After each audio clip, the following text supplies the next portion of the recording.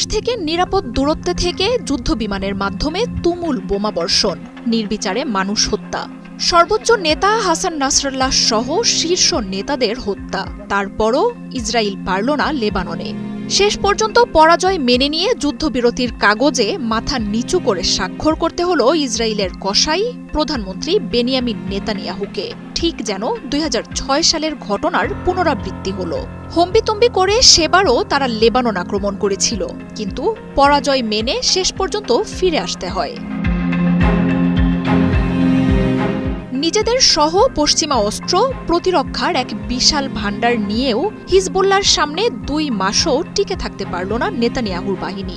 আর লেবাননের প্রতিরোধ দলটি আবারও বুঝিয়ে দিল কেন তাদের অপরাজেয় বলা হয়। Double million offer, Walton fridge কিনে পেতে পারেন ২০ লক্ষ টাকা, রয়েছে কোটি কোটি টাকার নিশ্চিত উপহার।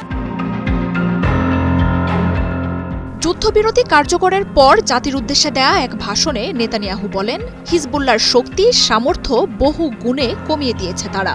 তবে নেতানিয়াহুর এই মিথ্যার প্রতিবাদে উত্তাল হয়ে উঠেছে দেশটির বাসিন্দারা।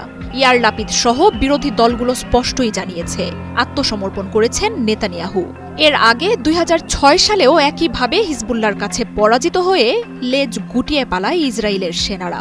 সেবার যুদ্ধ শুরুর মাত্র ৩৪ দিনের মাথায় হিজবুল্লাহর কাছে পরাজয় স্বীকার করে নেয় তারা।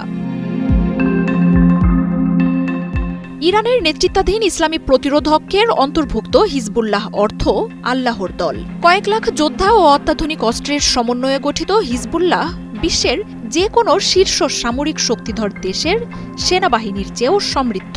কয়েক লাখ মিসাইল ও রকেট রয়েছে দলটির ভাণ্ডারে। ইরানের অভিজাত রেভলিউশনারি গার্ডের কাছ থেকে সরাসরি প্রশিক্ষণ পাওয়া এই যোদ্ধাদের দক্ষতা এবং যোগ্যতা অপ্রতিরোধ্য।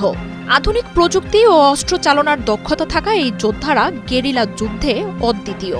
পাহাড়ি এলাকায় মাটির নিচে সুরক্ষিত দুর্গে থাকা এসব যোদ্ধা কয়েক যুগ ধরেই ইসরায়েলি সহ পশ্চিমাদের ত্রাস। সম্মিলিতভাবে হিজবুল্লাহকে দমনে এত বছর চেষ্টা করে এলেও দলটির কোনো ক্ষতি করতে পারেনি দখলদাররা। উল্টো যতবার হিজবুল্লাহকে দমন করতে এসেছে ততবার ছিন্ন ভিন্ন হয়ে গেছে ইসরায়েল। গেল বছরের অক্টোবরে গাজায় যুদ্ধ শুরুর পর থেকেই ফিলিস্তিনের সমর্থনে ইসরায়েলের বিরুদ্ধে যুদ্ধ শুরু করে লেবাননের ইসলামী প্রতিরোধ দলটি। এ সময়ে ইসরায়েলি গুপ্তহত্যায় হাসান নাসরাল্লাহ সহ হিজবুল্লাহর বেশ কয়েকজন শীর্ষ নেতা শহীদ হলেও নেতানিয়াহু প্রতিরোধ দলটিকে দমনের ঘোষণা দিয়ে লেবাননেও সর্বাত্মক যুদ্ধ শুরু করেন। অক্টোবরের ১ তারিখে মার্কাভা ট্যাঙ্কের বহর, হাজারো সেনা আর যুদ্ধবিমানের সমন্বয়ে লেবাননে স্থল অভিযান শুরু করে দখলদার সেনারা। তবে এই সুযোগের অপেক্ষাতেই ছিল হিজবুল্লাহ। স্থল অভিযানে অপরাজেয় দলটি আবারও বুঝিয়ে দিল নিজেদের সক্ষমতার কথা। ইসরায়েলি বাহিনীর উপর যেন নরক নেমে আসে হিজবুল্লাহর আক্রমণে। ২ মাসেও লেবাননের অভ্যন্তরে ১ ইঞ্চি জমিরও দখল নিতে পারেনি নেতানিয়াহুর বাহিনী। উল্টো ইসরায়েলের ভেতরে প্রবেশ করে দখলকৃত অনেক অঞ্চল থেকে ইসরায়েলিদের উচ্ছেদ করে হিজবুল্লাহ।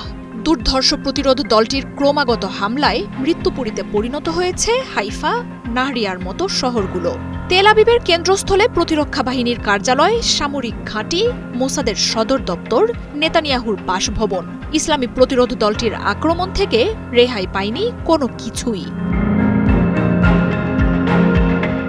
এমনকি পশ্চিমাদের অহংকারের প্রতীক আয়রন ডোম, থার্ড, ডেভিড স্লিং বা অ্যারোর মতো প্রতিরক্ষাও অকেজো হয়ে যায় হিজবুল্লাহর হামলায়।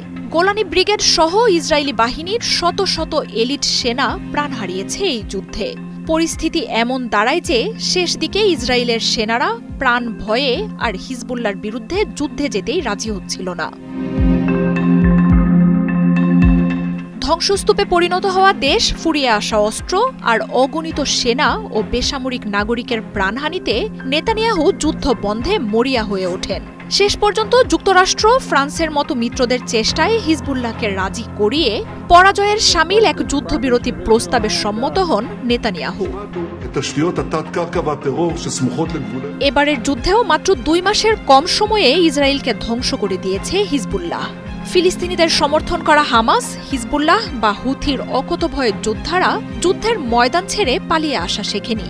যুদ্ধ শুরুর পর থেকেই হিজবুল্লাহ জানিয়েছে দীর্ঘ লড়াইয়ের জন্য প্রস্তুত তারা। এমনকি এখন পর্যন্ত নিজেদের মূল অস্ত্র ভাণ্ডারেই হাতে দিতে হয়নি প্রতিরোধ দলটিকে। উল্টো নেতানিয়াহুর বাহিনী আবারও প্রমাণ করেছে শুধু নিরীহ নিরস্ত্র মানুষদের হত্যা করতেই পারদর্শী তারা। মার্জিয়া উপমা, ৭১।